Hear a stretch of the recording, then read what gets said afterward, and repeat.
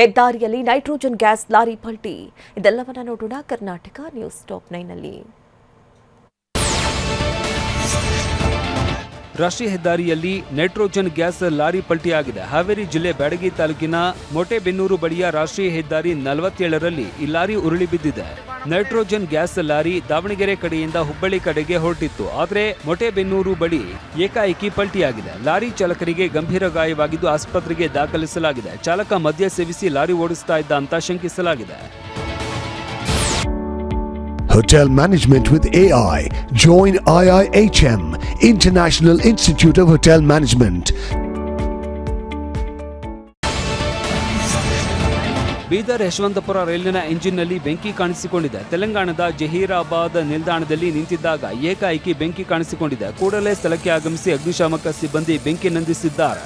ಬೆಂಕಿ ನಂದಿಸಿದ ಬಳಿಕ ರೈಲು ತನ್ನ ಸಂಚಾರವನ್ನ ಆರಂಭಿಸಿದೆ. ಈ ರೈಲು ನಿನ್ನೆ ಸಂಜೆ 6 ಗಂಟೆಗೆ ಬೀದರ್ನಿಂದ ಯಶವಂತಪುರಕ್ಕೆ ಹೊರಟಿತ್ತು.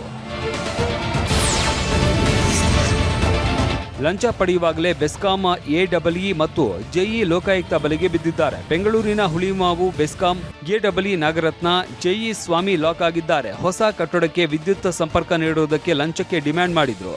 ನಿನ್ನೆ 1.5 ಲಕ್ಷ ಲಂಚ ಪಡೆಯುವಾಗ ಲೋಕ ಬಲೆಗೆ ಬಿದ್ದಿದ್ದಾರೆ. ಇಬ್ಬರು ಅಧಿಕಾರಿಗಳನ್ನ ವಶಕ್ಕೆ ಪಡೆದು ವಿಚಾರಣೆ ಮಾಡಲಾಗ್ತಾ ಇದೆ.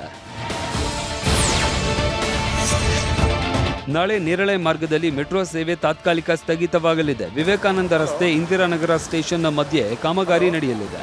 ಹೀಗಾಗಿ ಬೈಯಪ್ಪನಹಳ್ಳಿ, ಸ್ವಾಮಿ ವಿವೇಕಾನಂದ ರಸ್ತೆ, ಇಂದಿರಾನಗರ, ಹಲಸೂರು, ಟ್ರಿನಿಟಿ, ಎಂಜಿ ರಸ್ತೆ ಸೇರಿದಂತೆ 6 ನಿಲ್ದಾಣಗಳಲ್ಲಿ 2 ಗಂಟೆ ಮೆಟ್ರೋ ಸಂಚಾರ ಇರೋದಿಲ್ಲ ಅಂತ ಬಿಎಂಆರ್ಸಿಎಲ್ ಮಾಹಿತಿ ನೀಡಿದೆ.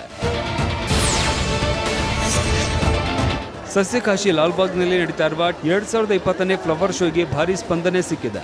ಗಂಗರ ಸಾಮ್ರಾಜ್ಯದ ವೈಭವ ಶೀರ್ಷಿಕೆ ಅಡಿಯಲ್ಲಿ ಫಲಪುಷ್ಪ ಪ್ರದರ್ಶನ ನಡೀತಾ ಇದೆ. ನಿನ್ನೆ ಒಂದೇ ದಿನ 31,755 ಮಂದಿ ಭೇಟಿ ನೀಡಿದ್ರು.